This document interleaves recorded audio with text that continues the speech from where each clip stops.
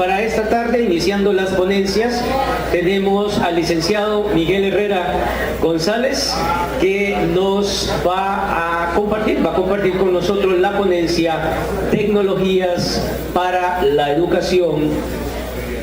No todo lo que brilla es oro. Bueno, chicos, y gracias por venir, gracias a la gente que está presente. Un poco la idea de esta ponencia es hablar un poquito, mi campo principalmente ha sido el desarrollo de aplicaciones interactivas, desarrollo de páginas web, plataformas multimedia, aplicaciones. Entonces, empecé como muy joven a trabajar en esto, ¿verdad? Desde que tenía como, hace unos 17, 18 años empecé a trabajar en ese asunto. Y pues, creo que el empezar en ese proceso ayudó muchísimo en empezar joven, digamos, de algún modo le ayuda a uno, ¿verdad?, a entender las tecnologías, ¿verdad?, desde otra perspectiva. Aunque sin embargo yo creo que probablemente el grupo que está por acá, ¿verdad?, la mayoría maneja la tecnología probablemente mejor que yo. Si probablemente les doy un teléfono, lo van a usar y van a realizar muchas actividades de un modo mucho más natural, ¿verdad?, porque son nativos digitales efectivamente, y eso ayuda muchísimo, ¿verdad?, probablemente a que fácilmente se adapten a cualquier uso de dispositivo. Ahora vamos a hablar un poquito del tema de la tecnología pensando en función de la educación, pero iniciando desde una perspectiva muy general, ¿verdad? Pues la tecnología es finalmente, ¿verdad?, el uso de una serie de dispositivos técnicos al servicio de una causa, ¿verdad? Una de esas es la educación. Igual podemos hablar de la salud, igual podemos hablar de la ciencia, podemos hablar de muchas áreas. En el caso de la educación,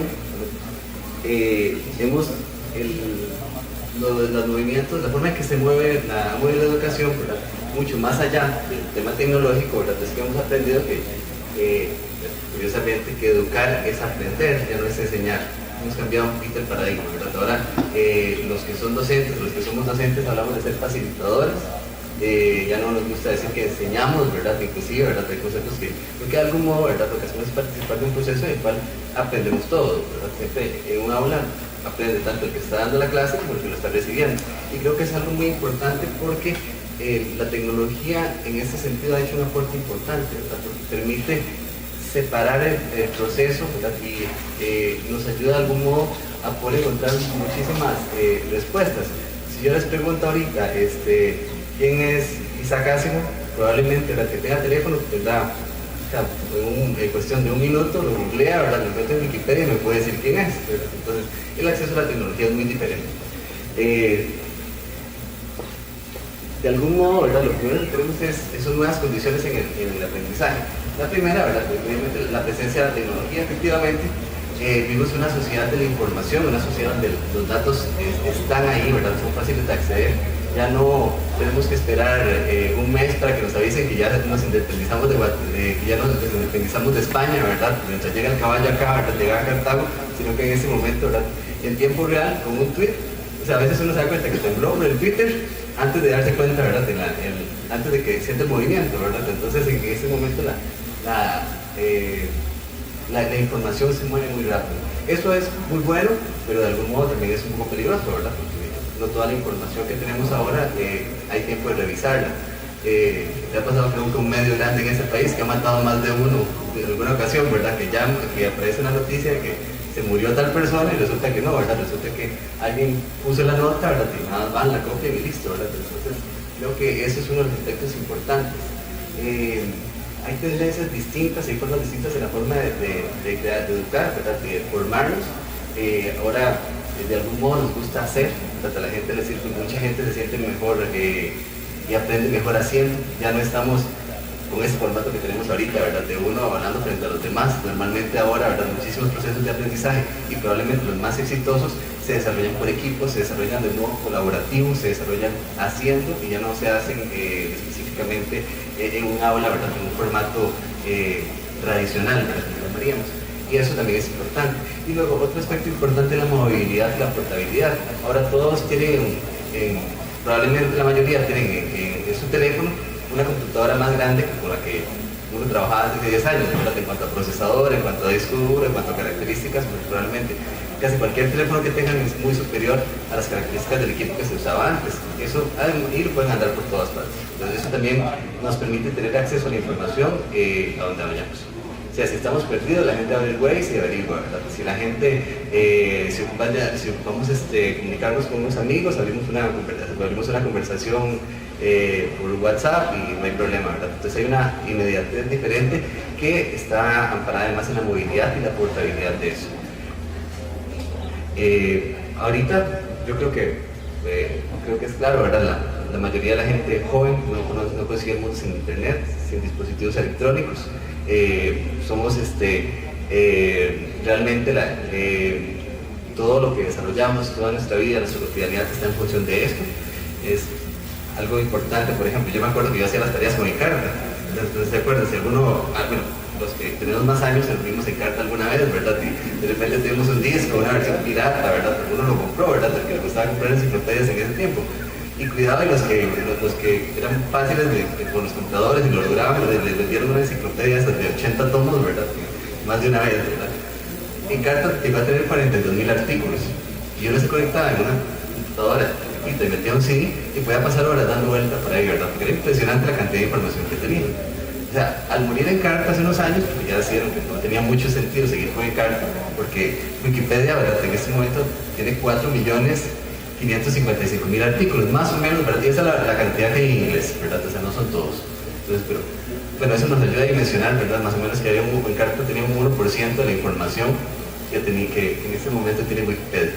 Eso particularmente lo hace la página de internet el sitio de consulta más importante del mundo. Por eso cada cosa que ustedes googlean aparece en Wikipedia, porque efectivamente es la herramienta de consulta que tiene más datos. Y eso para la internet y para los sistemas de búsqueda es muy importante. El contenido, que es algo que vamos a hablar ahora. Un sitio es tan importante como el contenido que tiene. Entonces, en ese aspecto. Y bueno, yo no sé si es el caso de ustedes, ¿verdad? Pero es cierto que en este momento los adolescentes pasan mucho más tiempo en redes sociales de lo que pasa frente a un televisor, escuchando radio, frente a cualquier otro medio, ¿verdad? Lo cual también evidencia un cambio en las conductas, en las formas de aprendizaje y plantea una lógica de socialización que no se daba en otros contextos, ¿verdad? Donde no teníamos acceso a esa posibilidad. En este momento una persona pasa entre 2 y 3 horas diarias frente al Facebook, solamente acá en Costa Rica, ¿verdad? Y estamos hablando de que tenemos alrededor de 2,5 millones de usuarios, o sea, que es más de la mitad de la población. Si quitamos los niños ya quiere decir que hay una cantidad importante, que unos pequeños, impresionante de usuarios, ¿verdad? Él es Sacasco, si no los presento. Vamos a ver un extracto de un video de una entrevista, creo que es, como verán por la estética, ¿verdad? Data de hace bastantes años, sin embargo él hace un planteamiento muy interesante. Once we have outlets, computer outlets in every home, each of them hooked up to enormous libraries where anyone can ask any question and be given answers, be given reference material, be something you're interested in knowing. From an early age, however silly it might seem to someone else, that's what you're interested in. And you ask, and you can find out, and you can follow it up. And you can do it in your own home, at your own speed, in your own direction, in your own time. Then everyone will enjoy learning. Nowadays, what people call learning is forced on you, and everyone is forced to learn the same thing on the same day at the same speed in class. And everyone is different. For some it goes too fast, for some too slow, for some in the wrong direction. But give them a chance, in addition to school, I don't say we abolish school, but in addition to school, to follow up their own bent from the start. Well, I love the vision, but what about the argument that machines, computers, dehumanize learning? Well, as a matter of fact, it's just the reverse. It seems to me that it's through this machine that for the first time we'll be able to have a one-to-one relationship between information source and information consumer, so to speak. Well, in the old days, you used to have tutors for children. A person who could afford it would hire a pedagogue, a tutor, and he would teach the children, and if he knew his job, he could adapt his teaching to the tastes and abilities of the students, you see. But how many people could afford to hire a pedagogue? Most children went uneducated. Then we reached the point where it's absolutely necessary to educate everybody. The only way we could do it is to have one teacher for a great many of students, and in order to organize the situation properly, we gave them a curriculum to teach from. So how many teachers are good at this too? Like in everything else, the number of teachers is far greater than the number of good teachers. So we either have a one-to-one relationship for the very few or a one-to-many relationship for the many. Now there's a possibility of a one-to-one relationship for the many. Everyone can have a teacher in the form of access to the gathered knowledge of the human species. Through the libraries that are connected to the computer. That's right. On my desk in my home. Right. I can sit there and call up, well, what if I want to learn only about baseball? Well, that's all right. You learn all you want about baseball, because the more you learn about baseball, the more you might grow interested in mathematics to try to figure out what they mean by those earned run averages and the batting averages and so on. You might, in the end, become more interested in math than baseball if you follow your own bent and you're not told.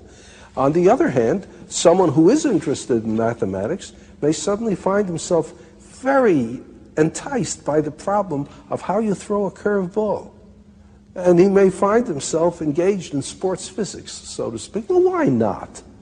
Why not? But you know, Dr. Asimov, we have such a spotty, in fact, we have such a miserable record in this country of providing, say, poor children, even with good classrooms. And I wonder if our society can ever harness itself to provide everyone, including poor children, with good computers. Perhaps not at the very start, you know, but it's like asking yourself, is it possible to supply everybody in a nation with clean water?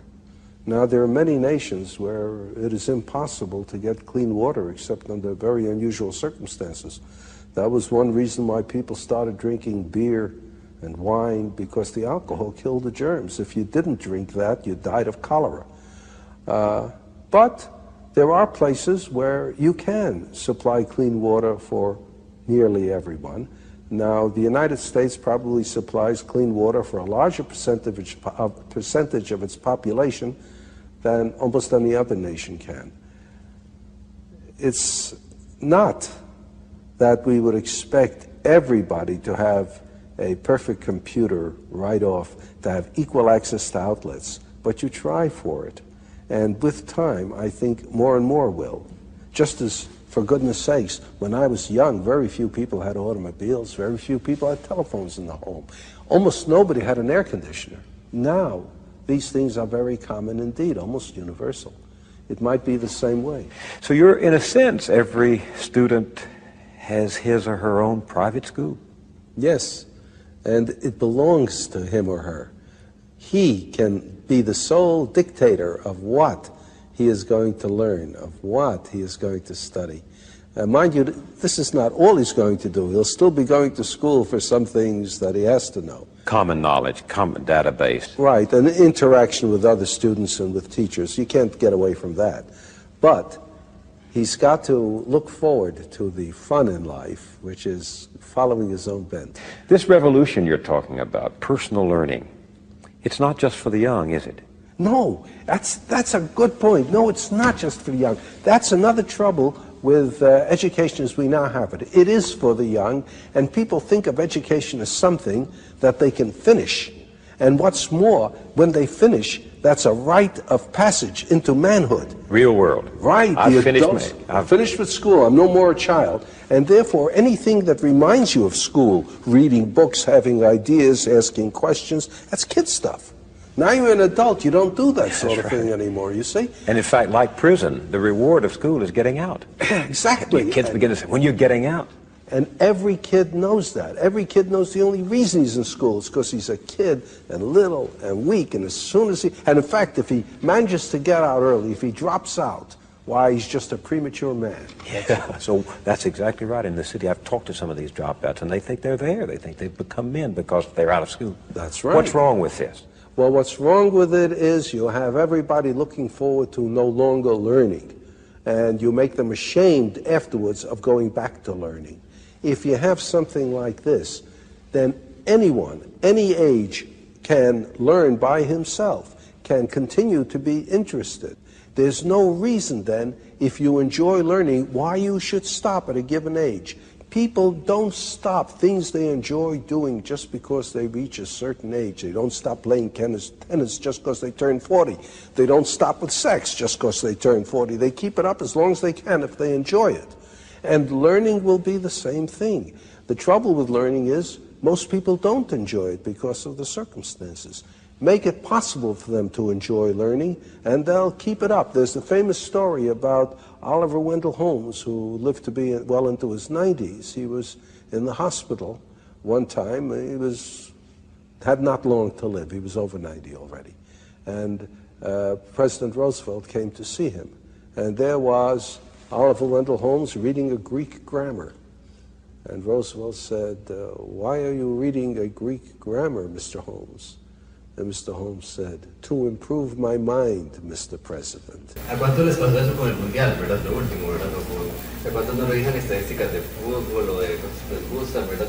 Que finalmente el planteamiento es que creo que es muy importante lo que él dice. Este planteamiento se hizo 20 años antes de que la primera computadora estuviera en una escuela, y es un planteamiento que data de mucho antes, en el cual finalmente a nosotros lo que nos interesa acá es destacar es el planteamiento de cómo la informática, cómo la tecnología puede ayudar a crear una experiencia mucho más personalizada, porque efectivamente aprendemos a nuestro ritmo. O sea, la forma de darle la materia a todos y que todos tengan que aprender de la misma forma, del mismo ritmo, o sea, no es válido. La tecnología nos abre esa posibilidad, nos permite crear herramientas, nos permite construir, crear aplicaciones y metodologías, porque no son solo aplicaciones, sino que son formas de aprender realmente, en las cuales cada quien puede ir a su ritmo y puede aprender además sobre las cosas que le interesan. ¿Por qué? Porque el conocimiento está al alcance. O sea, cualquier persona, en este momento no llega a dar una clase, cualquier tema, no sé, va a dar un curso de HTML para hacer páginas web. O sea, es muy probable que llegue un estudiante que maneje mejor el código que yo. Y eso no está mal, ¿verdad? ¿Por qué? Porque probablemente se expuso a una serie de herramientas, pero también tiene la posibilidad de aprender a través de otros medios. Y ese creo que es un aspecto importante que se rescata acá. La tecnología al servicio de crear experiencias de aprendizaje personalizados. O sea, ya no es solo y no está mal, pero creo que ya todos abandonamos la firmina con transparencia, ¿verdad? Ya abandonamos la clase magistral en la que todo el mundo se queda callado, ¿verdad? Tiene que escuchar por una hora a un profesor o a alguien que está dando una charla, ¿verdad? O sea, en este momento hay muchísima más interacción. Hay muchísimas herramientas, ¿verdad? O sea, a veces no hay que desarrollar. Una cosa que la gente a veces dice, bueno, Facebook es una red social, bueno, hay varias más. Hay redes sociales para casi cualquier cosa, ¿verdad? O sea, hay muchísimos elementos. ¿Cuántas aplicaciones hay? ¿Verdad? Si nos vamos a contar las diferentes aplicaciones que hay en los teléfonos, las posibilidades que existen. A partir de eso, podemos crear experiencias de aprendizaje muy interesantes. No sé si alguno ha hecho un meme alguna vez. ¿Cuántos han hecho un meme? ¿Alguno? Sí, ¿usted ha hecho un meme? O sea, ya está hecho un meme. ¿Alguno? O sea, para vacilar a algún amigo. ¿Ves? Ahí está. Bueno, dicen que lo han hecho, pero lo han hecho, efectivamente. No es difícil, ¿verdad? Y nadie les dio un curso de Photoshop o de Illustrator ni nada por el estilo, ¿verdad? Y probablemente lo subieron al Facebook, lo compartieron y crearon una interacción mediada en este caso por el uso por el apoyo de la tecnología, sin que específicamente tengan que ser expertos en la plataforma ni mucho menos, sino a partir de habilidades para utilizarlo. Ok, vamos a ver cómo se crean productos digitales. Vamos a hacer un pequeño resumen con respecto a tal vez algunas metodologías para crear productos digitales. O sea, no son excluyentes, vamos a ver un tema más o menos cómo se desarrollan web, interactivos, pero entendiendo que esto puede aplicar para cualquier cosa. Puede ser un video, puede ser video, televisión digital, puede ser un kiosco interactivo, puede ser el cajero, el sistema del cajero, ¿verdad? Que tiene los botones del tamaño que los tiene y en la posición que los tiene, porque hubo un proceso de desarrollo atrás de eso. Entonces es como este micrófono funciona a veces. La cosa es como que, ¿verdad? Al final no es por capas, ¿verdad? Al final de cuentas nosotros vemos la superficie como usuarios, y ¿qué tiene que ver con la interfaz visual, la parte en la cual la interfaz y el diseño visual es lo que nos permite interactuar, lo que nos permite realizar la comunicación? Junto a eso, ¿verdad?, hay un conocimiento técnico, que fue con el cual se desarrolló, ¿verdad? O sea, conocimientos de paquetes, un conocimiento de tecnologías, de servidores, de herramientas, ¿verdad?, de electrónica en algunos casos, que es con el cual se desarrolla el producto. Hay una estructura, con ella hablamos muchas veces de la arquitectura de información, que es muy importante. Este concepto de arquitectura de información me sirve a mí para entender cómo ordeno las cosas, ¿verdad?, cómo las organizo para que sean fáciles de encontrar. O sea, cuando yo entro a un sitio o entro a una aplicación y no encuentro las cosas, me aburro y me voy, ¿verdad? Así de sencillo, ¿verdad? Y bueno, pueden probar muchísimos sitios institucionales, por ejemplo, pecan en ese sentido, ¿verdad? Porque uno llega y se encuentra lo que se encuentra arriba es el organigrama de la institución, ¿verdad? Y uno lo que quería era ver, uno lo que quería saber era información sobre un curso específico, quería encontrar una referencia, al final, digamos, quería hacer un trámite y al final tiene que meterse a la oficina de trámites A, ¿verdad?, para ir a ver si entre la oficina encuentra 3 pasos adentro del formulario, ¿verdad? Eso es porque, digamos, hay una mala arquitectura de información. O sea, la forma en que organizamos la información es la que nos permite accederlo en mayor tiempo y mayor eficiencia. Y una herramienta es tan buena como rápido puede acceder a lo que yo quiero, ¿verdad? En ese momento vivimos en una sociedad de inmediatez, donde a la gente le interesa muchísimo encontrar las cosas rápido. Somos poco pacientes, es una realidad, ¿verdad? Ya no estamos como antes, que uno se conectaba y escuchaba el modem ahí un ratito, ¿verdad? Y esperaba con paciencia, se iba a tomar café mientras cargaba la página, ¿verdad? No, en ese momento, si no le cargó a uno, ¿verdad? Uno está maldiciendo a Alice, ¿verdad? Sí, exactamente. Lo que hace es esperar que cargue para poder tuitear, ¿verdad? O compartir por algún lado, ¿verdad? Que dice, o que claro, que muestra, ¿verdad? Que no le dan el servicio que quieren, ¿verdad? Ese es un aspecto importante. Entonces, la estructura, ¿verdad?, va a ser muy importante. ¿Por qué? Porque al tener poca paciencia nos interesa encontrar las cosas rápido. Entonces tenemos que ser muy claros en la forma en la cual se organiza esa información. El estilo es otro aspecto importante. Podemos dar la misma información de muchas formas, o sea, de muchas formas. Igual que La Nación y La Extra dan las mismas noticias prácticamente todos los días, las dan en un tono diferente, con un estilo distinto. Igualmente yo puedo crear una clase, ¿verdad?, sobre el mismo contenido de muchas formas, ¿verdad?, formas más interesantes o no para el público con el cual voy a trabajar, ¿verdad? Estamos claros de que el financiero no tiene que seguir a La Extra para vender más diarios, ¿verdad? O sea, no sería el caso, pero que hay tonos y estilos para comunicar. Y está el propósito, ¿verdad?, que nos plantea necesidades claras sobre las cuales construimos una herramienta, nos plantea objetivos, ¿verdad?, de qué vamos a lograr con esto. Yo voy a crear una aplicación para que aprendamos sobre simetría en segundo grado de la escuela, por ejemplo. Entonces vamos a aprender sobre el tema de simetría. Y un público meta, ¿verdad? O sea, todo va dirigido a un público meta. Yo en un trabajo, cada vez tenemos mayor especialización. Cada vez la comunicación es menos masiva y más para públicos específicos. Si queremos una comunicación exitosa, a pesar de que sigamos teniendo televisión, seguimos teniendo radio, seguimos teniendo todas estas cosas, muchos de los mensajes ya tienen que dirigirse a las poblaciones a las que realmente les interesa, porque yo no puedo pagar 30 millones de colones al mes en una pauta en Teletica, ¿verdad? En este momento tengo 3 millones y mejor los invierto en redes sociales, ¿verdad? De repente, ¿verdad? Y escojo exactamente la gente a la cual le tengo que llegar. O de repente mi público meta es otro, y lo que hago es agarrar y meterlo en perifoneo. Yo hago perifoneo por el lugar donde se va a ir efectivamente, donde efectivamente va a llegar el mensaje. Pero se depende del conocimiento del público meta. Ni el perifoneo está mal, ni la tele está mal, ni tampoco el crear herramientas de ese tipo efectivamente es parte del asunto. Ahora, el concepto de interactividad, y eso es nuevo, ¿verdad? Creo que es muy importante tener claro. La interactividad es uno de esos conceptos que encontramos en todas las lecturas, en todos los comentarios cada vez que estamos hablando sobre temas relacionados con tecnología. Efectivamente hay un aporte, ¿verdad?, en la relación de la persona con la herramienta tecnológica, eso es claro. Sin embargo, el concepto de interactividad va mucho más allá. O sea, tiene que ver la relación que nosotros podemos establecer, es una relación de intercambio que no necesariamente está vinculada con un dispositivo electrónico, ¿verdad? O sea, se basa en la comunicación. Y es importante también acá decir que todo lo que es tecnología, o todo lo que es multimedia, o digamos, todo lo que metemos en ese cajón, no necesariamente es interactivo. A veces sencillamente es digital.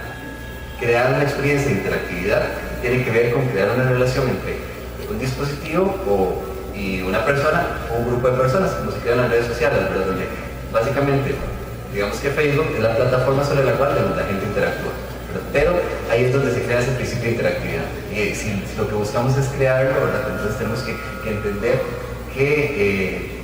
cómo construir las herramientas. Vamos a ver otro video, ya ahorita sacamos los videos. Vamos a ver, por ejemplo, esta herramienta que me parece que es una muestra interesante del concepto de cómo se pueden crear productos, ¿verdad? Basados en la lógica que vimos anteriormente, ¿verdad? El público meta, el soporte electrónico, ¿verdad? Un look, digamos, una estética y también un público meta. Hola, presentamos el nuevo dispositivo de conocimiento bioóptico organizado, de nombre comercial BOOK. BOOK es una revolucionaria ruptura tecnológica, sin cables, sin circuitos eléctricos, sin batería, sin necesidad de conexión. Compacto y portátil, BOOK puede ser utilizado en cualquier lugar. Al carecer de batería eléctrica, no necesita recargarse, pudiendo ser utilizado tanto tiempo como sea necesario, aunque no se tenga disponible una toma de corriente. BOOK nunca se cuelga. BOOK nunca necesita ser reiniciado. Simplemente tienes que abrirlo y comenzar a disfrutar de sus enormes ventajas. Así es como funciona. BOOK está construido con hojas de papel numeradas secuencialmente, cada una de las cuales es capaz de almacenar miles de bits de información. Cada página es escaneada ópticamente, registrando la información directamente a tu cerebro. Una simple sacudida de dedo nos lleva a la siguiente página. Las hojas se mantienen unidas mediante un dispositivo de cosido llamado carpeta, que las mantiene en su orden correcto. Gracias a la tecnología de papel opaco, los fabricantes pueden usar ambas caras, duplicando la información y reduciendo costes. La mayoría de los books incluyen una función de índice que señala la localización exacta de cualquier información seleccionada para su inmediata recuperación. El accesorio opcional marcapáginas permite abrir el book en el punto exacto en el que fue dejado la sesión previa, incluso si el book se ha cerrado. Los marcapáginas se ajustan a estándares internacionales, de manera que un mismo marcapáginas puede ser usado en books de diferentes fabricantes. A la inversa, diversos marcapáginas pueden ser usados en un mismo book si el usuario desea almacenar diversas búsquedas a la vez. También es posible hacer notas personales junto a las entradas de texto de book mediante una sencilla herramienta de programación: el lapicero. El dispositivo manos libres, también conocido como atril, permite la correcta colocación de book para su cómoda lectura sin necesidad de usar las manos. Si necesitas pasar la página, una simple sacudida de dedo es suficiente. BOOK es un producto respetuoso con el medio ambiente, ya que está compuesto únicamente por materiales 100% reciclables. Portátil, duradero y asequible, BOOK está siendo recibido como el precursor de una nueva ola de entretenimiento. Bienvenido a la era que transformará tu manera de entender el mundo. Bienvenido a la experiencia BOOK. Creo que es importante, ¿verdad? Al final de cuentas, las cosas depende un poco de cómo se usen y se planteen, ¿verdad? Acá, ¿verdad? Efectivamente la tecnología es una herramienta importante, pero tenemos que reconocer también que muchos de los elementos y de los desarrollos de la tecnología, ¿verdad?, parten y se apropian de elementos que igual encontramos en otras cosas o en versiones previas, ¿verdad? Para haberse desarrollado. Pues todas esas ideas que tuvieron que acoplar bastantes para poder desarrollar. Esto también es importante porque entre más nos acercamos a nuestra realidad, a nuestra cotidianidad, a la hora de crear herramientas, a la hora de crear dispositivos y de crear experiencias, es mucho más sencillo el poder asimilarlas. En este caso, resulta, aquí más o menos se plantea la forma en que ha evolucionado la forma de crear aplicaciones. Hace unos años, básicamente, había alguien que era el desarrollador, que hacía la aplicación y se la daba al usuario. Entonces, alguien se sentaba, programaba algo y listo, salía, ¿verdad? Ese era el primer paradigma. No hace falta nadie más en el proceso. Entonces, sea, había una necesidad construida y alguien se sentaba, hacía una programación y eso era lo que se llevaba. En algún momento se dieron cuenta que era un poco más complejo que eso y aparece lo que es el Project Manager, que es una figura que lo que hace es, en este caso, es ir y recoger de algún modo la necesidad, tratar de plantearle, plasmarle en un proyecto y que posteriormente se desarrolle. Y ya después llega el luego no se dio cuenta de que no era tan sencillo, ¿verdad? De que tal vez las aplicaciones no eran tan usables, no eran tan funcionales, de que tenían pequeños. Entonces resulta que decidieron que poner al Project Manager, ahí era que tiene los mijitos de dólares, ¿verdad? Que era el que iba, conseguía el proyecto, gestionaba, después se le pasaba a un desarrollador que se encargaba igual de operativizarlo, ¿verdad? De tratar de construir la plataforma, la parte, el código, después se lo daba a un diseñador gráfico que era el que se encargaba de tratar de ponerlo bonito. Eso era el típico cuando le daban uno la plataforma, dice, yo fui a arreglar la ponga la bonita, ¿verdad? Y ya después le llega al usuario. Sin embargo, ¿verdad? En el paradigma actual, lo que tenemos es existe efectivamente el Project Manager, que es la persona que va y evalúa las necesidades del usuario, cuál es la especificación, cuáles son los objetivos, y luego trabaja con una figura que se llama el diseñador de interfaz y experiencia de usuario, ¿verdad? Que es quien se encarga de tratar de darle forma, tratar de ver cómo va a funcionar. Entonces, antes de empezar a trabajar el código, de dárselo al developer, al desarrollador, ya pasa por un proceso de conceptualización y el trabajo de mesa en el cual se analiza cuál va a ser la forma en que va a operar, o sea, cómo va a trabajar, cómo se va a ver, cómo va a funcionar, que si yo toco un botón, si yo hago un movimiento, qué va a ocurrir en ese momento antes de empezar a programar. ¿Por qué? Porque si no, porque en este caso pensamos en función de lo que se llama diseño orientado al usuario. Ya no hacemos un diseño orientado al desarrollo, ni un diseño orientado a la empresa, sino hacemos un diseño orientado al usuario. La necesidad del usuario, la expectativa del usuario es importante. Y cada vez más las empresas y cada vez más las organizaciones están pendientes de eso. Cada vez que resulta que hay que hacer matrícula y la gente no encuentra el botón de terminar matrícula. Al final de cuentas eso puede ser un problema, ¿verdad? Si yo tengo resulta que en la universidad, ¿verdad? Entonces la gente entonces empieza a llamar o a haber suben un formulario y nadie encuentra el formulario porque resulta que el botón de formularios está en la parte de arriba en una esquina. Recuerdo una vez que el Museo de los Niños sacó una versión de página web hace mucho tiempo y la hicieron grande porque decidieron que la querían hacer muy grande, ¿verdad? También pomposa, pero pusieron el menú a la derecha. Entonces la gente tenía que hacer scroll para llegar al menú. Entonces la mayoría de la gente creía que el sitio era solo un juego, porque había un juego en la portada y pensaba qué bonito, ahora es el juego, que no pusieron más cosas. Entonces ya a los días alguien se dio cuenta que no se iba para acá, hacía scroll y aquí había un menú escondido, ¿verdad? Pero ahí es donde entraba, donde hay una ausencia, en este caso, de un trabajo sobre la interfaz y sobre la experiencia del usuario. Hay diferentes metodologías para construir aplicaciones, sin embargo creo que es muy importante decir, todas arrancan del análisis y todas tienen que pasar por evaluación. Uno no hace un proyecto y al final evalúa si le quedó bien o no. ¿Por qué? Porque resulta que si no le quedó bien, tiene que devolverse y empezar de nuevo. Y eso en el desarrollo de una aplicación es algo muy costoso y que requiere muchísimo tiempo, ¿verdad? O sea, puede ser volver a hacer el trabajo nuevamente desde cero y pues efectivamente ninguna empresa podría, ni ninguna organización podría vivir a partir de ese retrabajo. Entonces, arrancamos siempre con el análisis, que es conocer cuáles son las condiciones en las cuales se desarrolla el producto o el servicio, lo que queremos construir, y luego vamos y hacemos un diseño, o sea, una primera propuesta. Luego de terminar el diseño, evaluamos. ¿Por qué? Porque hay que evaluar si eso efectivamente funciona. Hay una serie de técnicas para poder evaluar antes de tocar el código, antes de abrir Illustrator, antes de abrir Photoshop, antes de cualquier cosa uno tiene efectivamente que hacer una revisión de la parte del usuario. Entonces, se hacen grupos focales, se hacen dinámicas, se conversa con el cliente como mínimo, ¿verdad? Luego de eso vamos al diseño, que efectivamente se llama guión, se llama maqueta, tiene muchas formas. Y posteriormente vamos de vuelta, ¿verdad? O sea, por ejemplo, uno no empieza a programar una aplicación hasta que el diseño esté aprobado. Porque resulta que la aplicación, yo llevo al cliente, vea qué linda que quedó, y no le gustó cómo se ve. O quiere los botones al otro lado, o resulta que quiere que no sea clic, sino que sea arrastre. Yo en ese momento, todo eso tengo que tenerlo claro en una etapa previa, antes de empezar a desarrollar. Entonces tengo que tener claros todos los aspectos de funcionamiento y todos los aspectos gráficos antes de empezar a tocar el código.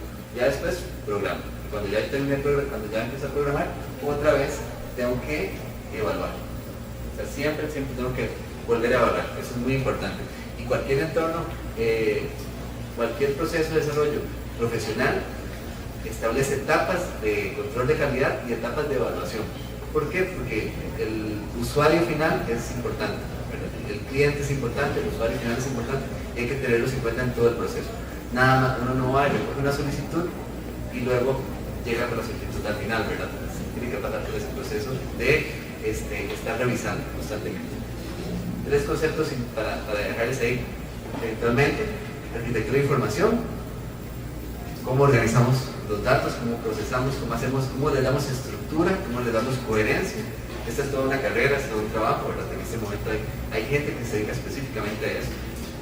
Interfaz de usuario, cómo se ve, o sea, cómo se ve y cómo funciona, cómo interactúa con el usuario, cómo interactúa con las personas, o sea, no solo si les gusta, sino si sirve. Y experiencia de usuario, cómo yo me muevo a través de la herramienta, cómo esa experiencia, o sea, realmente va mucho más de que se vea bonito o no. Es que si yo al final de terminar de pagar el teléfono en el banco ya estoy cansado, ¿verdad? Que estoy harto, entonces tengo una muy mala experiencia de usuario, efectivamente. ¿Por qué? Porque no importa que se vea bien, no necesariamente los botones, eventualmente los botones están donde tienen que estar, pero la experiencia es importante. La interfaz, la arquitectura es un poco como el restaurante, ¿verdad? La interfaz es como los platos y las comidas que hay. La experiencia de usuario, de algún modo, es cómo organizo ese plato, ¿verdad? Para cómo organizo todo lo que me voy a comer, ¿verdad? O sea, en eso tiene que ver la experiencia, ¿verdad? Entonces, cómo voy a ir navegando la herramienta. Y en eso yo puedo dejar libertad en alguna medida, pero siempre yo tengo que tener claro qué va a hacer el usuario primero. Toda herramienta le da valor a ciertos elementos sobre otros. Toda herramienta destaca ciertas cosas.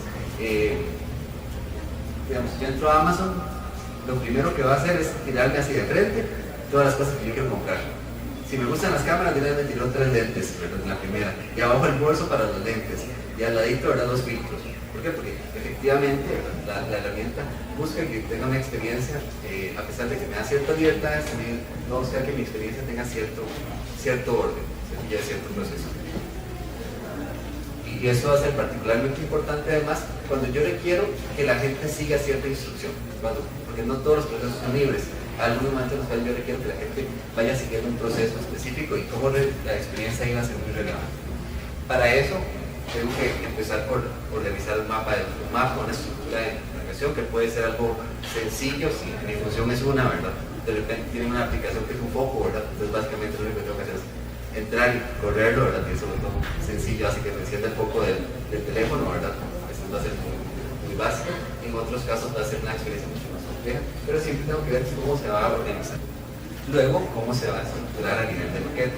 Esta etapa, la etapa de trabajo de mesa, es particularmente relevante, ya sea en una aplicación, un sitio web, ¿verdad? O el desarrollo de una aplicación para teléfono. O sea, siempre la planificación de las pantallas, la planificación de hacia dónde se va a dirigir el usuario, de cómo puede responder ante un error, es importante hacerla en este nivel, que es la etapa en la que trabajamos la parte de diseño. Así que igual, ¿verdad? Luego de acá se pasan ya las versiones en las cuales ya se agrega la parte gráfica. Ahora, no trabajamos la parte gráfica sin tener claro eso, en ningún caso. Sí, porque las cosas pueden ser bonitas pero no funcionan. Y ese es un punto importante. O sea, siempre la prioridad es la funcionalidad. A pesar de que la estética nos interesa muchísimo, ¿verdad? O sea, si algo se ve bien, entraremos una vez tal vez, pero si no encontramos, vamos igual. La experiencia va a ser una y no vamos a estar contentos. Y de repente llegamos a un hotel que es muy bonito pero nos tratan feo, igual no vamos a volver aunque el hotel sea muy bonito, ¿verdad? O sea, necesitamos, efectivamente, tal vez llegamos a un hotel que tal vez no tiene tan buenas condiciones, no es tan pomposo como el otro, pero nos tratan de un modo cálido, ¿verdad? Y sabemos y tenemos una buena recepción de parte de la gente, pues efectivamente vamos a dar una oportunidad luego. Entonces siempre es importante seguir estos pasos a la hora de desarrollar. Ahora, ¿por qué lo decimos así? Porque es un poco cómo se construye, pero también es importante ver luego cómo se analiza, ¿verdad? Porque como creamos un poco, analizamos. Y al final, bueno, está la etapa de código.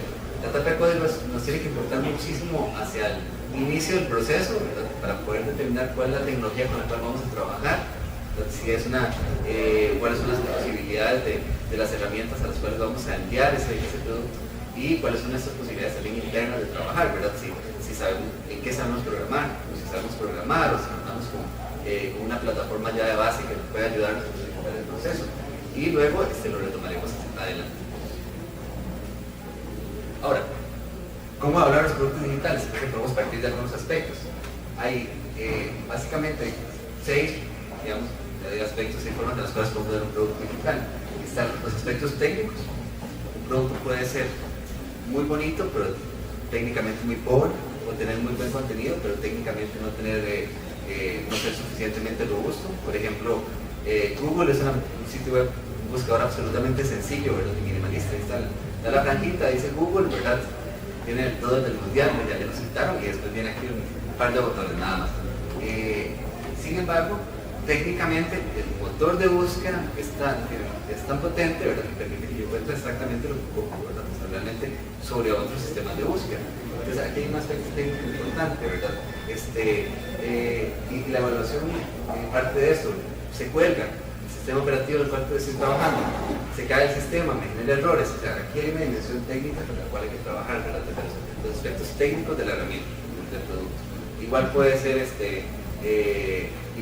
un hardware, puede ser un software, ¿verdad? Hay una serie de condiciones técnicas que están alrededor de eso que nos permiten evaluar si realmente la herramienta es buena o no. Aspectos estéticos, es bonita o es fea, ¿verdad? Realmente. Y si es bonita o es fea para el público al cual está dirigido, lo cual es muy importante. A veces las cosas a uno no le gustan, pero no necesariamente están mal, ¿verdad? Y creo que algo que uno tiene que acostumbrarse es que a veces el producto le tiene que gustar siempre al público meta al cual va destinado.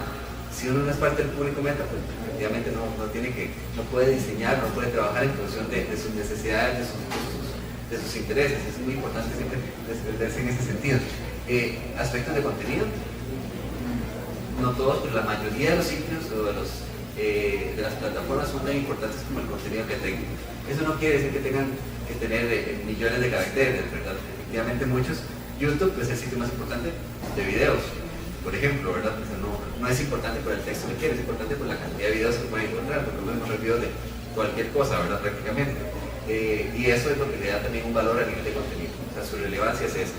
Facebook es el espacio donde puedo conseguir, donde puedo encontrar a mis amigos, a la gente que conozco, donde puedo hacer contactos fácilmente, donde puedo encontrar realmente donde puedo guardar mis fotos, donde tengo mis contenidos personales valiosos en muchos casos, ¿verdad? Así funciona. Los aspectos pedagógicos que son importantes y las herramientas para las cuales que están enfocadas en esto y muchas más, realmente me enseña algo, me aporta algo. Esto podemos ver pedagógicos / lúdicos, por ejemplo, porque no todo tiene que enseñar, no todo tiene que tener una... A pesar de que aprendemos en la interacción, por ejemplo, para un videojuego, la prioridad me parece es que mi experiencia sea lúdica, sea agradable, ¿verdad? Al final de cuentas, ¿verdad? La gente, por ejemplo, si la gente juega FIFA, le gusta que el jugador se vea ojalá igualito, ¿verdad? Que tenga los parámetros de rendimiento iguales y que pueda hacer los mismos dribbling que hace. Entonces, ese tipo de elementos al final son relevantes, ¿verdad? Esa información, ese contenido me ayuda, ¿verdad? Y de algún modo me permite aprender de la herramienta. O sea, el mismo manejo de la herramienta requiere un proceso de aprendizaje, un proceso de experiencia. Los aspectos económicos, ahí podemos verlo de dos lados. Si lo estoy haciendo, ¿cuánto cuesta? ¿Puedo pagarlo o no? ¿Verdad? De acuerdo a la relación precio-calidad que estoy obteniendo. Cuando se encuentra una aplicación y dice, uy, $1, qué cara, ¿verdad? Exactamente. Hay gente que no está dispuesta a pagar $1 por una aplicación porque le parece cara, ¿verdad? Hay gente que va a pagar igual $500 por otra porque efectivamente cumple con sus necesidades. Para el costo que tiene, vale la pena, ¿verdad? Amerita que yo vaya y compre eso, amerita que yo vaya, adquiera esto, ¿verdad? Realmente. Y los aspectos de contexto. Esos son muy relevantes porque tienen que ver con la forma en que se usa la herramienta, ¿verdad? Un producto no puede conceptualizarse, no puede desarrollarse sin pensar en cómo se va a usar. Si yo voy a generar un producto para niños de primero, de primer grado, aritmética, ¿verdad? Suma, resta, multiplicación. Entonces yo tengo que entender primero, ¿a dónde lo vamos a usar ellos? Lo vamos a usar en el aula, lo vamos a usar en las casas, lo vamos a usar juntos, en grupos, o cada uno tiene su tablet y va a poder usarlo en una tablet, un contexto de uso que se da, ¿verdad? O sea, ¿a quién lo estoy dirigiendo? Pero resulta que eso es muy importante. Estoy en un cajero electrónico, necesito botones de cierto tamaño, necesito, por ejemplo, que los botones tengan además alternativas de braille para personas no videntes, necesito que la pantalla esté construida en colores que tengan suficiente contraste para que personas con alguna condición visual como daltonismo puedan efectivamente igual ver la pantalla, no se les pierdan los números. O sea, esa es una condición que parte de la usabilidad. Entonces, cuando hay que montar un diseño para un kiosco que busca ser, por ejemplo, accesible, tengo que tomar en cuenta esos escenarios, ¿verdad? Tengo que tomar en cuenta el tema de la vista y utilizar una tipografía que también sea suficiente para que la gente de un tamaño adecuado para personas que no tengan tan buena visión lo puedan encontrar. Que los botones sean suficientemente grandes para que no vaya a tocar el número que no es, y que tenga que volver a repetir, o otra vez la transacción, por ejemplo, ¿verdad? Entonces, todo ese tipo de elementos tienen que ver con el contexto, y es algo que es muy importante tener en cuenta a la hora de desarrollar, a la hora de pensar en un producto y a la hora de analizarlo, efectivamente. Pensando sobre eso, entonces, recordemos la elección del medio del soporte, que es muy importante, ¿verdad? O sea, a la hora de empezar a trabajar, ¿para qué medio, en qué soporte se va a desarrollar? En esto, ¿verdad? También hay que buscar cómo se adapta un dispositivo cuando se requiere que un dispositivo se adapte o un producto se adapte para diferentes plataformas. Recordar a quién va dirigido, y eso es muy importante desde muchos aspectos. Por ejemplo, este es un estudio de la plástica a partir de las edades de los chicos, ¿verdad? De que están trabajando. Esos son chicos de primer y segundo grado, ¿verdad? Ya los de tercero, de cuarto, y esos son adolescentes, por ejemplo, eso es para chicos de 12, 13, 14 años. Entonces, la misma plástica, la misma estética tiene que cambiar, tiene que adaptarse en función de para qué voy a trabajar. O sea, si yo le pongo eso a niños de 5, 6, 7 años, no van a ser tan afines como si trabajo con algo. Ya, inclusive, en las paletas de colores, utilicé colores mucho más sencillos para que sean fáciles de entender, mucho más iconográficos también para que sean más fáciles de entender. Estos elementos ya son más complejos, ilustraciones un poco más complejas, representan también un trabajo de abstracción diferente, de reconocimiento diferente que va a ser toda la de materialidad, e igual que en cualquier propuesta visual.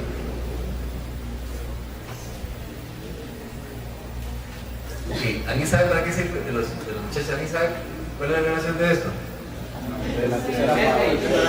Esto puede ser alguno. Esto es lo que se llama affordance. Y es una relación importante a la hora de crear una aplicación y crear un diseño. O sea, dos elementos que en apariencia no tienen ninguna relación, y cómo logramos que efectivamente en una cotidianidad, en un contexto de uso, funciona como un conjunto. Separados, uno sirve para ver música, uno sirve para escribir, juntos, uno sabe que aquí está el rebobinador, ¿verdad? Casero para ahorrar batería, ¿verdad? Que es efectivamente para lo que lo utilizamos. Okay.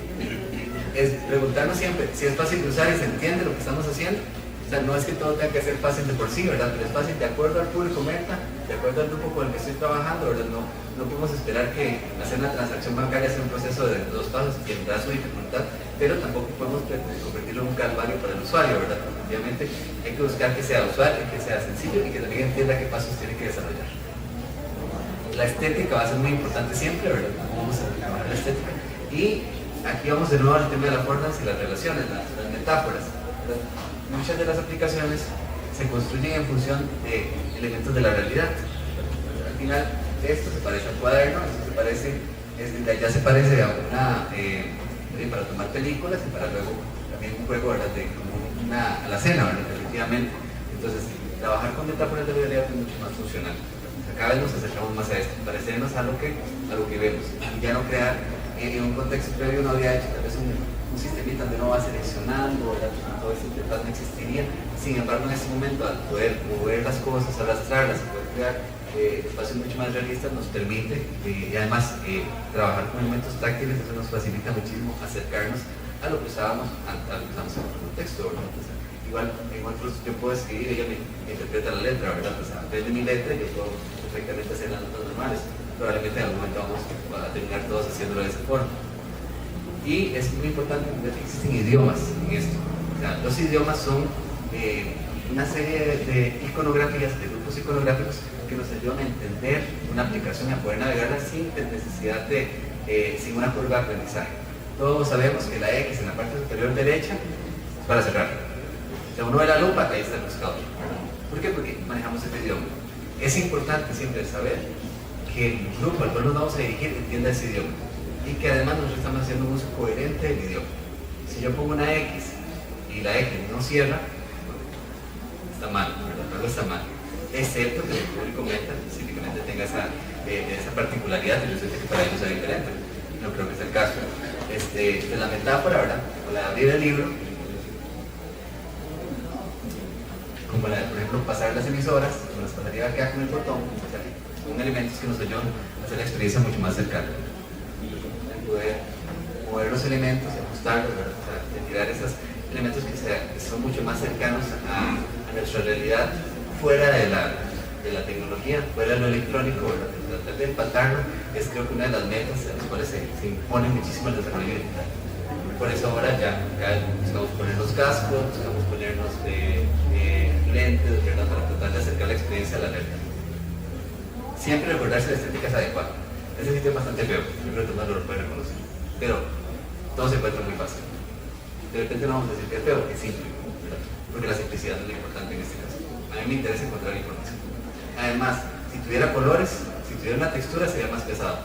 Tardaría más en cargar, sería menos democrático lo que es, en este caso, porque es un sitio de carga muy rápida, que puede cargar personas que tienen conexión de teléfono, una conexión de cable muy lento, y eso ocuparía probablemente una cantidad importante de servidores, nada más para poder trasladar la cantidad de datos que significa tener un background, por ejemplo, ahí, ¿verdad? Un montón de pantalla de colores. La cumbre, por su cometido, sería funcional. Y lo que es bonito para uno no es bonito para todo el mundo, ¿verdad? ¿Alguien ha visto ese problema? Bueno, se los dejo de tarea, probablemente se la diviertan mucho usando. Ahora no tienen que estar aquí, tienen que usar a todo el mundo, ¿no? Pues, es una propuesta estética que parte de un grupo de una serie de intereses. Yo en mi clase lo uso y a todo el mundo le gusta. Quiero entrar luego. La relación costo-beneficio, nada más pensar, es muy importante. Realmente la herramienta que vamos a desarrollar se va a utilizar de un modo apropiado. Digamos a la idea, ¿verdad? De cuando se compra los 20 chisitos termina jugando con la caja, ¿verdad? O sea, hay que garantizar cuando se hace una inversión, cuando se hace un proyecto, que va a haber un usuario que esté interesado en desarrollarlo, o sea, que esté interesado en utilizarlo, que va a haber un proceso en el cual se va a dar la inducción, va a dar un proceso, va a dar el espacio para que el usuario realmente pueda llegar ahí. Y bueno, para ir terminando, creo que cosas muy importantes son que se mueva ya no es tan importante en el desarrollo de muchas aplicaciones. Estamos, a pesar de que nos gusta la animación, nos gustan los efectos y esto, o sea, realmente la experiencia va mucho más allá de ver un grupo de personajes que nos hablan y nos dicen: hola amiguitos, ¿verdad? Bienvenidos al mundo de Login, ¿verdad? Ahora vamos a hacer, toquen el botón abajo, ¿verdad?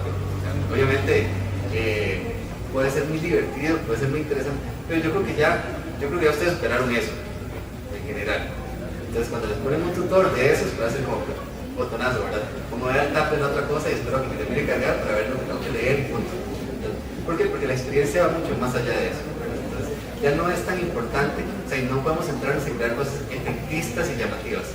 El que funcione y el que estén adecuadas a nuestro público es lo que realmente importa. Cuando meten al sitio de Miley se van a dar cuenta.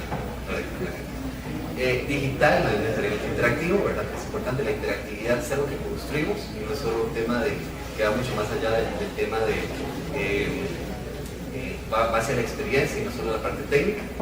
El acceso ha aumentado, pero la forma de consumo varía. O sea, si bien es cierto, hay más gente con internet, ya no todo el mundo está sentado frente a la computadora, sino que hay gente que está con la tablet, hay gente que está con el teléfono, y con teléfonos hablamos de una cantidad muy amplia de teléfonos, de tipos de teléfonos que son cada uno con características distintas.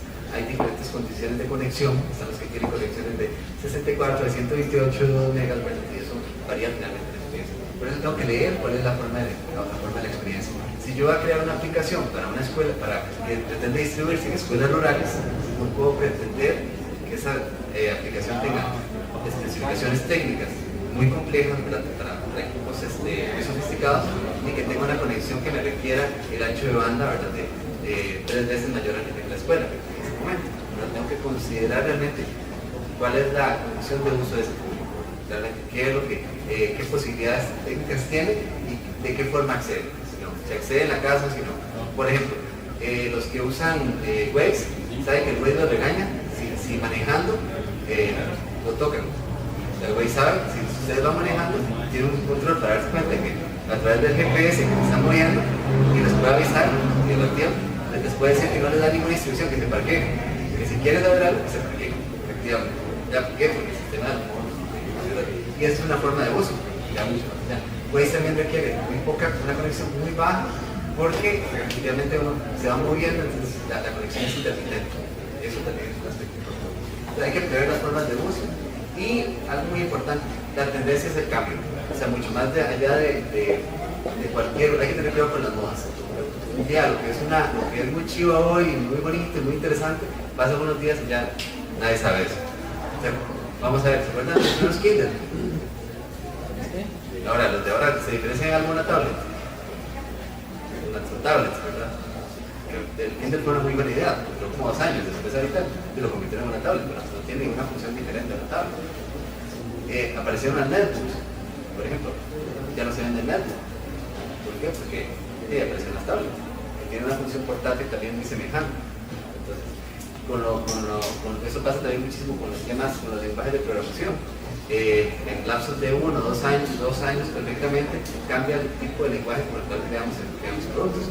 Antes teníamos juegos en una cosa llamada Director, después empezamos a hacer en Flash, después apareció hace como 5 años lo que se llama Flex, ahora ninguno de esos tres pues ya es un motor retro, ¿verdad? Ya nadie los usa, y ahora hay que usar Unity 3D, que es otro lenguaje. Probablemente Unity tenga unos años, pero ya aparecerá un nuevo sistema y ya se va efectivamente a sustituir. Entonces hay que tener cuidado de no casarse con las tecnologías, saber cuándo evaluar cuándo es una moda y cuándo no, ¿verdad? Cuándo es la vida útil que puede tener un sistema, un programa, y entender también que ahorita todo está en beta, ya el beta no existe, ¿verdad? Todo está en beta permanente. O sea, no existe una versión que ya liberamos y este es el producto final. El producto final difícilmente existe, pero hay que mejorarlo. Vean a Facebook, cada año ¿verdad? Es un cambio, porque siempre está en beta, siempre está en un camino. Y hay que prever que muchos de los dispositivos y los sistemas que desarrollamos van a tener que irse adaptando a partir de las nuevas necesidades. Entonces hay que procurar no crear productos que sean perecederos, sino crear productos que se puedan adaptar. Y bueno, para cerrar, ¿por qué usarlas en el aula? Alfabetización digital, efectivamente es importante tener en cuenta que vamos más allá de un capricho, en la medida de lo posible, ya sea que el aula implique tener una sala de computadoras o portátiles, o que sea un solo docente que efectivamente vaya a dar la clase, ¿verdad? Que vaya a utilizar la tablet. El uso de la tecnología es algo que nos ayuda a generar inclusión, que nos ayuda a eliminar barreras,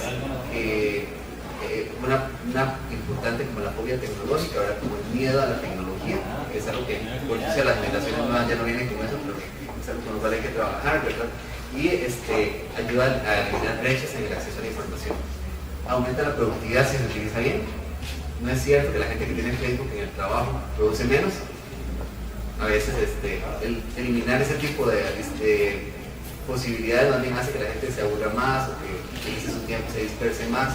Muchísimas veces las herramientas nos ayudan a aumentar la productividad. Y no hablamos de Facebook, finalmente cuántas herramientas nos ayudan a obtener información, a generar datos de una forma mucho más rápida de lo que podíamos hacerlo antes. Y a innovar en la práctica docente. Efectivamente es uno de los retos que tienen los docentes que en general no son nativos digitales, que nos encontramos con un grupo de gente que maneja mejor las herramientas que nosotros, conocen mucho más del uso de la tecnología, las posibilidades, esa capacidad de hacer memes para que hagamos memes del trabajo de trabajos sociales de la otra semana, ¿verdad? O para poder usar la grabadora de audio para construir un producto de un podcast, por ejemplo, ¿verdad? O abrir un blog, ¿verdad? ¿Cómo podemos utilizar eso para generar habilidades que estén enfocadas en la creación y la divulgación de conocimientos?